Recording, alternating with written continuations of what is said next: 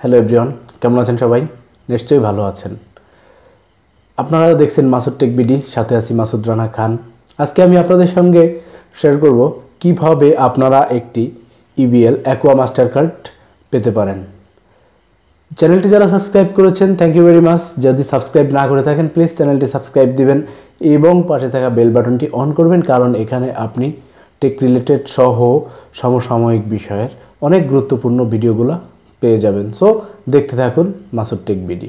বন্ধুরা, অবশ্যই আপনি ফ্রিল্যান্সিং যদি করে থাকেন অথবা আপনি যদি বিভিন্ন দেশ থেকে বাহির থেকে কিছু কিনতে চান, যেমন অ্যামাজন, আলিবাবা এই ধরনের যে ই কমার্স সাইটগুলো আছে যেখানে বাংলাদেশি বিভিন্ন ধরনের ব্যাংক বা বিকাশ ইটিসি এগুলো সাপোর্ট করে না সাধারণত, সেসব জায়গা থেকে যদি আপনি প্রোডাক্ট কিনতে চান সেক্ষেত্রে আপনাকে অবশ্যই মাস্টার কার্ড ইউজ করতে হবে।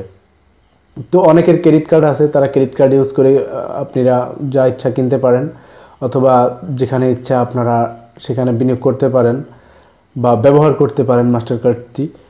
এই জন্য গভর্নমেন্ট আপনাকে অবশ্যই একটা রুলস বেঁধে একটা নির্দিষ্ট রুলসের মধ্যে আনবে। সেক্ষেত্রে আপনি চাইলে অথবা আপনি যদি ভ্রমণ করতে যান বিদেশে, সেক্ষেত্রেও আপনার একটি মাস্টার কার্ড প্রয়োজন হবে। ক্রেডিট কার্ড নিয়ে যেতে পারেন আপনি, হ্যাঁ, অবশ্যই তার একটা লিমিট থাকে খরচের। তো এক্ষেত্রে যারা ফ্রিল্যান্সিং করেন বা আউটসোর্সিং করেন, দেখা যাচ্ছে অনেকেরই সমস্যা হয়ে থাকে। অনেকে অনেক প্রোডাক্ট কিনতে চান, অনেকে ইউটিউবিং করেন, ইউটিউবিংয়ের জন্য বিভিন্ন ই কমার্স সাইটগুলোতে অনেক সুন্দর সুন্দর প্রোডাক্ট পাওয়া যায় যেগুলো ইউটিউবারদের খুব প্রয়োজন হয়।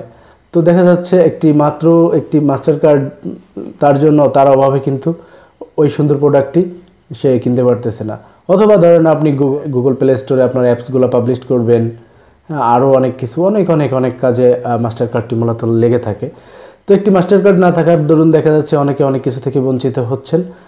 সেক্ষেত্রে ইবিএল আপনাদেরকে, ইস্টার্ন ব্যাংক লিমিটেড, চমৎকার একটি সুযোগ করে দিয়েছে। আপনারা চাইলে একটি ইবিএল অ্যাকোয়া কার্ড এখান থেকে নিতে পারেন। এই কার্ডটির কিছু বৈশিষ্ট্য আছে, আগে আমি সেগুলো বলি, তারপরে কিভাবে নেবেন সেটি বলবো। এই কার্ডটি আপনি এখান থেকে ইউজ করতে পারবেন বাংলাদেশে বসে।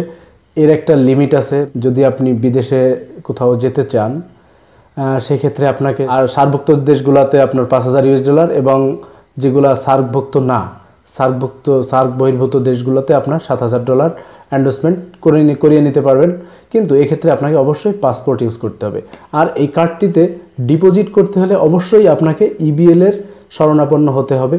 হয় তাদের সঙ্গে কারোর সাথে গুড রিলেশন করে আপনি টাকাটা সেন্ড করে দিলে তারা রিচার্জ করে দিতে পারে, অথবা আপনাকে সেখানে যেতে হবে। তবে একটা কথা বলি, আপনারা যখন কার্ডটি নেবেন তখন অবশ্যই এন্ডোর্সমেন্ট করে নেবেন আপনার পাসপোর্ট দিয়ে।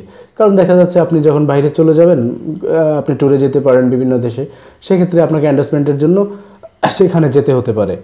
তো এক্ষেত্রে আপনার এন্ডোর্সমেন্টটা শুরুতেই করিয়ে নেওয়াটা ভালো, ইয়ারলি হোক যেভাবেই হোক। এরপরে এখানে আপনার ডিপোজিট করার জন্য অবশ্যই ইবিএল এর কাছে যেতে হবে। ওদের রেটটা সম্ভবত 84.70 পার $US মূল্য তারা রাখে, আমি দেখলাম সেটা। তো এখানে আপনি যে কোনো অ্যামাউন্ট রিচার্জ করতে পারবেন, সেটার কোনো বাধ্যবাধকতা নাই। তবে আপনার বাহিরে যাওয়ার ক্ষেত্রে অবশ্যই বাধ্যবাধকতা আছে। আর আপনি অবশ্যই একটা জিনিস মাথায় রাখবেন যে মাস্টার কার্ড দিয়ে আপনি টাকা ব্যয় করবেন, যা ইচ্ছা ব্যয় করুন, তবে সেক্ষেত্রে গভর্নমেন্টের কাছে যেন হিসাব দিতে পারেন যে আপনি কী কাজে টাকাগুলো ডিপোজিট করেছেন বা বাহিরে পাঠিয়েছেন। কারণ এই মাস্টার কার্ড দ্বারা কিন্তু টাকা বিদেশে পাঠানো সম্ভব। বিদেশ থেকে দেখা গেলো কিছু কেনাকাটার নামে বিভিন্ন সাইটে আপনারা পেমেন্ট করে দিতে পারেন।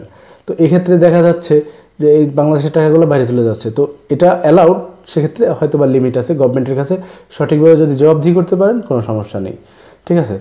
এখন বিষয় হলো আপনার এটার জন্য লাগবে কি কি।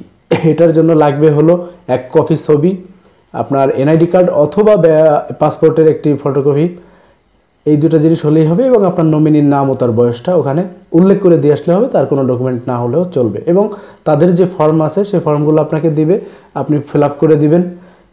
এটি আপনার অবশ্যই মেয়াদ থাকবে, এটার একটি মেয়াদ আছে সম্ভবত 3 বছরের জন্য, এবং 3 বছরের জন্য আপনি এই কার্ডটি পাবেন। সেক্ষেত্রে আপনাকে $575 ফি দিতে হবে। এটা আপনার 3 বছরের জন্য এই ফিটা, 1 বছরের জন্য নয়। 3 বছরের জন্য এই ফিটা দিলে আপনি এই কার্ডটি নিতে পারবেন।